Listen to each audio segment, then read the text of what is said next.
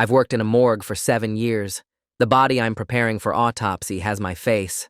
The body bag arrived at County Memorial's morgue at 2:43 a.m., which was standard for traffic fatalities. I was alone on night shift, which was also standard for Monday mornings when the weekend carnage got processed.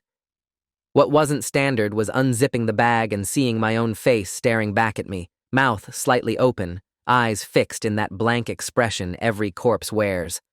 I stepped back so fast my hip hit the autopsy table behind me, and I stood there for a full minute, just trying to process what I was seeing. The deceased male had my exact face structure, my nose that had been broken twice playing hockey in college, my distinctive scar through my left eyebrow from a childhood accident with a treehouse nail. Even the hairline matched perfectly. The same slight recession at the temples that I'd started noticing when I turned 30. My hands were shaking when I pulled the sheet down further and saw the body was my height, my build, had the same broad shoulders and narrow waist that made buying suits difficult. The only visible difference was a massive head trauma on the right side where the skull had been crushed, presumably from the vehicular impact that killed him. I grabbed my phone and took photos from multiple angles before my training kicked back in and I checked the toe tag. John Doe, male, approximately 35 years old, found at the intersection of Maple and 5th. No identification, no witnesses. The police report noted that a street camera had malfunctioned the night before, so there was no footage of the actual accident. I needed to call someone, but who? My supervisor, Dr. Ashworth, wouldn't be in until 8. The police had already logged the body and left. And what would I even say that wouldn't sound insane? I forced myself to follow protocol and began the intake examination, documenting every detail with clinical precision, even though my mind was racing. The body's fingerprints didn't match mine. I checked that immediately by comparing them to my own prints in the employee database. The dental structure looked similar, but I'd need X-rays to confirm if it was identical. No identifying marks except for one detail that made my stomach turn over. This corpse had the exact same appendectomy scar I'd gotten when I was 16. Same location on the lower right abdomen, same length and angle. Appendectomy scars vary significantly based on the surgeon's technique and the patient's healing. There's no way two people would have identical scars unless they'd had the same surgeon performing the same procedure in the same way. I measured the scar with calipers and photographed it next to a ruler, then pulled up my shirt and measured my own scar. Identical within a millimeter. I checked the body's hands and found calluses in the exact pattern mine had developed from years of working with autopsy tools and lifting bodies. The calluses on a person's hands are as unique as fingerprints, shaped by their specific occupation and habits. This wasn't just someone who looked similar to me. This was someone whose body had developed identical wear patterns, identical injury history, identical physical characteristics, down to details that couldn't be coincidental. I sat down on the stool by the examination table and tried to think rationally. There were only a few explanations and none of them made sense. Identical twin I didn't know about? Impossible. My mother would have mentioned giving birth to twins. Elaborate plastic surgery to look like me. Why would anyone do that? And how would they replicate surgical scars and callus patterns? My phone buzzed with a text from my girlfriend Rachel, asking if I was still coming to her place after my shift. I stared at the message for a long moment before typing back that something had come up at work and I'd call her later. How could I explain this? How could I tell anyone that there was a corpse in my morgue that appeared to be my physical duplicate? I took blood samples and sent them to the lab with a rush order, claiming it was a potential homicide that needed priority processing. The lab tech on duty was someone I'd worked with for years, and she didn't question my request. Then, I started going through the police report more carefully, looking for details that might explain how this John Doe had ended up dead at an intersection with no witnesses and no identification. The responding officer's notes were sparse: body found by a street cleaner at 5:17 a.m., apparent vehicular strike, extensive head trauma, no personal effects found at scene. That last part bothered me.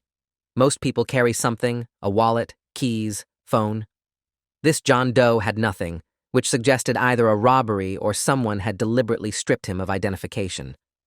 I called the precinct and asked to speak to the officer who'd filed the report. Officer Dennison answered after 3 rings, sounding tired and irritated at being bothered about a routine John Doe case. I identified myself as the morgue technician handling the autopsy and asked if there was any additional information not in the written report. Dennison said the scene was clean, too clean, no skid marks from a vehicle braking, no debris except the body itself, no blood trail suggesting the victim had been moved. Honestly, it looked staged, Dennison said, but without any evidence of foul play beyond the head trauma, we had to log it as a traffic accident and move on. We don't have the resources to investigate every suspicious death. I thanked Dennison and hung up, my mind working through the implications.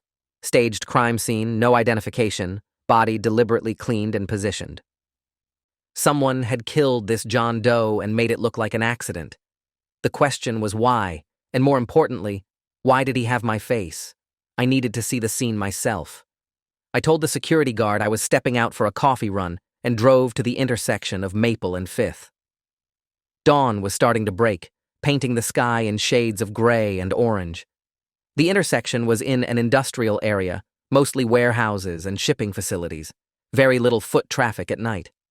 I parked and walked the perimeter, looking for anything the police might have missed. The street where the body had been found was clean, except for a small dark stain that was probably blood. I took photos of the area, noting the angles of the streetlights and the position of the security cameras. One camera was pointed directly at the intersection, and according to Dennison's report, it had malfunctioned the night before. I walked over to examine it and found something interesting.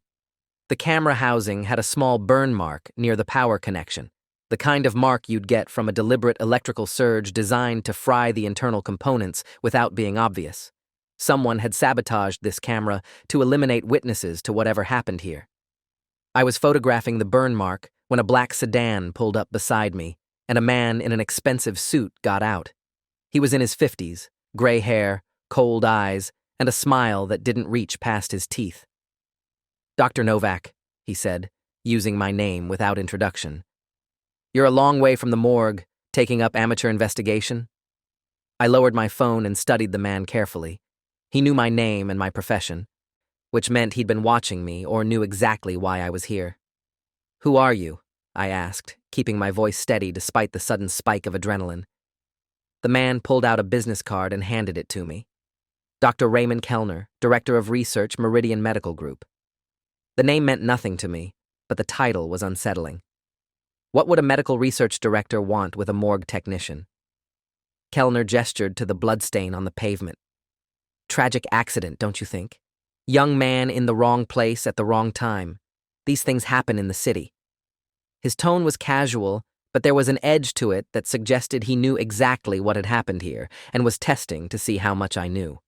I pocketed his business card. "The deceased hasn't been identified yet. How do you know he was young?" Kellner's smile widened slightly.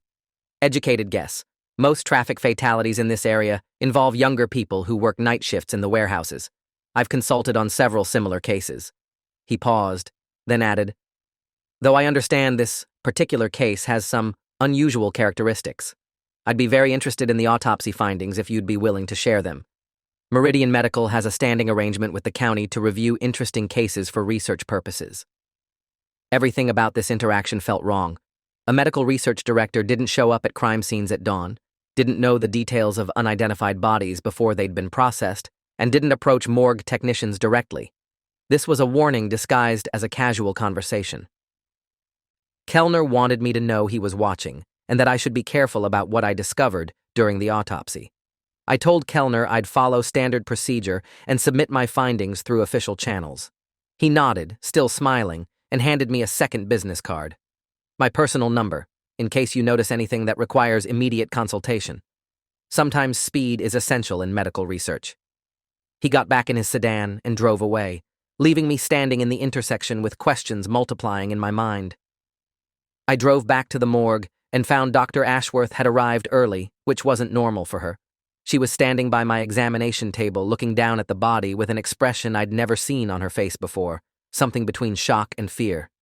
When I walked in, she turned to me and said, "Derek, we need to talk in my office, right now."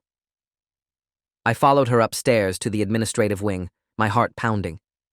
Dr. Ashworth closed the office door and pulled the blinds, then turned to face me with her arms crossed. "How long have you been working with Meridian Medical?" she asked. The question caught me off guard. "I've never worked with them." "Why?" She pulled out a file folder and dropped it on her desk. Inside were medical records with my name on them, treatment summaries, consent forms, all showing a pattern of consultations and procedures with Meridian Medical Group dating back 7 years. The signature on the consent forms looked exactly like mine, but I had no memory of ever visiting their facilities or agreeing to any treatments. I picked up the records and flipped through them, my confusion growing with each page. According to these documents, I'd been undergoing experimental gene therapy for a hereditary condition I didn't have. I'd donated tissue samples. I'd participated in clinical trials. I'd signed releases allowing Meridian to use my biological materials for research purposes. None of it was real, but the documentation was perfect, complete with dates and times and witness signatures. Dr. Ashworth sat down heavily in her chair. "These were delivered to me this morning by courier, along with a letter explaining that the John Doe downstairs is part of a terminated research project and needs to be cremated immediately without full autopsy. The letter is signed by the county medical examiner's office, but I've never seen paperwork ordering the destruction of evidence before the investigation is complete." She looked at me with genuine concern. "Derek, what have you gotten yourself into?" I told her everything, the identical appearance of the corpse, the matching scars and physical characteristics, my visit to the crime scene, the encounter with Kellner. When I finished, she was quiet for a long moment. "This isn't just identity theft or medical fraud," she said finally. "This is something much bigger. If Meridian Medical has been creating false records in your name for 7 years, they've been planning whatever this is for a very long time." She pulled out her phone and started making calls, first to the county medical examiner to verify the cremation order, then to the police to report suspicious documentation. I sat there processing the implications. Someone had been using my identity for medical procedures and research for years without my knowledge. They'd created a physical duplicate of me, down to matching scars and calluses. They'd killed that duplicate and staged it to look like an accident. And now they were trying to destroy the evidence before anyone could investigate properly. The blood work results came back an hour later, and what I saw made my hands go cold. The DNA from the corpse matched mine with 99.8% accuracy, but there were specific genetic markers that were different, not naturally different, artificially modified. Someone had taken my DNA and altered it deliberately, creating a clone that was almost but not quite identical to me. I showed the results to Dr. Ashworth, and she immediately understood what we were looking at. "This is illegal human cloning," she said quietly. "Meridian Medical has been creating copies of people for research purposes. That's why they need the body destroyed. If this gets out, everyone involved goes to prison for decades." She picked up her phone again and called someone I didn't recognize, speaking in low, urgent tones about needing legal protection and media exposure. When she hung up, she told me she'd contacted a journalist friend who specialized in medical ethics violations. "We need to go public with this before Meridian can suppress it. They have connections in the county government, obviously, or they wouldn't have been able to forge cremation orders." We spent the next 2 hours documenting everything, photographing the body from every angle, copying all the medical records, downloading the blood work results, creating redundant backups of all evidence. Dr.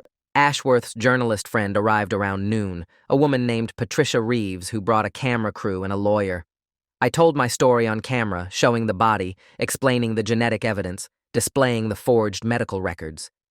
Patricia asked hard questions about how certain I was of my facts, whether there could be alternative explanations, if I had any personal connection to Meridian Medical.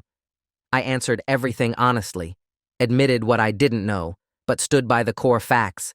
This corpse was a clone created from my DNA without my consent, and someone had killed it to cover up illegal research. The story aired on the evening news at 6, and by 7, my phone was exploding with calls from other news outlets, lawyers, and people claiming they'd had similar experiences with Meridian Medical. The police arrived at 8 with a warrant to seize the body and all related evidence. They also brought protection for me and Dr. Ashworth. Apparently, Meridian Medical's lawyers had already filed a restraining order claiming we'd stolen proprietary research materials. Detective Isabel Cortez took my statement. a line-by-line account of everything that had happened from the moment I'd unzipped the body bag. She was thorough and skeptical, in a way that felt professional rather than hostile, questioning inconsistencies and asking for clarification until she was satisfied she understood the situation. "This is the kind of case that makes careers or destroys them," she said when we finished. "If you're right, we're looking at major medical fraud, illegal human experimentation, murder. If you're wrong, you've destroyed a legitimate research company and opened yourself up to massive lawsuits." She closed her notebook and looked at me directly. "So I'm going to ask you one more time. Are you absolutely certain that corpse downstairs is a clone made from your DNA?" I nodded. "I've worked in this morgue for 7 years. I know how to read genetic markers. That body is mine, created by someone without my permission and killed for reasons I still don't fully understand." Cortez stood up. "Then we're going to find out who did this and why." Over the next few days, the investigation expanded rapidly. Police raided Meridian Medical's facilities and found laboratories dedicated to human cloning and genetic manipulation. They found tanks containing developing clones at various stages of growth. They found medical records for hundreds of people who'd unknowingly had their DNA harvested and copied. They found evidence of an organ harvesting operation where clones were created specifically to provide transplant organs for wealthy clients who didn't want to wait on official donor lists. The scope of the conspiracy was staggering. Meridian Medical had been operating for over 15 years, had connections to politicians and medical boards that allowed them to suppress investigations, had created thousands of clones for purposes ranging from organ harvesting to experimental drug testing to creating disposable labor for dangerous work. My clone had been grown in one of their facilities, given accelerated aging treatments to reach adult physical development, then used as a test subject for experimental procedures. According to the recovered records, my clone had been scheduled for termination because the experiments had caused neurological damage that made it unstable. Instead of disposing of it quietly at their facility, someone had panicked and dumped the body in a public location, creating the very exposure Meridian had spent years trying to avoid. Dr. Raymond Kellner was arrested along with 47 other people involved in the operation, everyone from the scientists who'd developed the cloning techniques to the administrators who'd forged documents to the medical professionals who'd performed organ transplants they knew came from murdered clones. The trial lasted 4 months and became the biggest medical ethics case in the country's history. I testified about finding my clone's body, about the genetic evidence, about Meridian's attempts to suppress the investigation. Other victims testified about having their DNA stolen during routine medical procedures, about discovering they'd been cloned without consent, about watching their clones be harvested for organs or used in dangerous experiments. The defense argued that the clones weren't legally human, that they were property created for research purposes, that destroying them wasn't murder because they'd never been born naturally. The prosecution brought in geneticists and ethicists who testified that clones created from human DNA were human beings with the same rights as anyone else, that creating them specifically to be killed was premeditated murder multiplied by the thousands of clones Meridian had terminated over the years. The jury deliberated for 2 weeks before returning guilty verdicts on nearly every charge, including first-degree murder, human trafficking, medical fraud, and conspiracy. Kellner received a sentence of life in prison without parole. The other convicted defendants got sentences ranging from 20 to 40 years. Meridian Medical was dissolved, its assets seized to create a compensation fund for victims. I received a settlement that was substantial, but felt inadequate given what had been done to me. The knowledge that someone had stolen my DNA and created copies of me that were used and discarded. The settlement money didn't erase the nightmares I had about seeing my own corpse, about wondering how many other clones might still be out there, about the violation of knowing my most intimate biological information had been exploited without my consent. Rachel stayed with me through the investigation and trial, even though the publicity made our lives difficult and the constant security presence strained our relationship. We got married a year after the verdicts, and she told me at the wedding that she'd fallen in love with me specifically because I'd fought back against something impossible, because I'd refused to accept the easy explanation and had insisted on uncovering the truth no matter the personal cost. I left the morgue 6 months after the trial and went back to school to become a forensic investigator specializing in medical crimes. My experience made me uniquely qualified to recognize the signs of human experimentation and genetic manipulation. I consult with police departments around the country, helping them identify cases that might involve cloning or unauthorized DNA harvesting. 3 years after finding my clone's body, I helped expose a similar operation in another state that had created clones for child trafficking purposes, and watching those perpetrators get convicted felt like completing something I'd started the night I'd unzipped that body bag and seen my own face. The nightmares never completely stopped, but they became less frequent. I learned to live with the knowledge that somewhere in my past, someone had decided I was nothing more than biological material to be exploited. I'd worked in a morgue for 7 years before that night, seen hundreds of bodies, processed death with clinical detachment. But finding my clone's corpse taught me that death isn't always straightforward, that sometimes the body on your table represents something more complex than a simple ending, and that fighting for truth, when the truth seems impossible, is the only way to maintain your humanity in a world where powerful people treat others as disposable resources. Thanks for watching till the end. Make sure to subscribe and like to not miss the next story.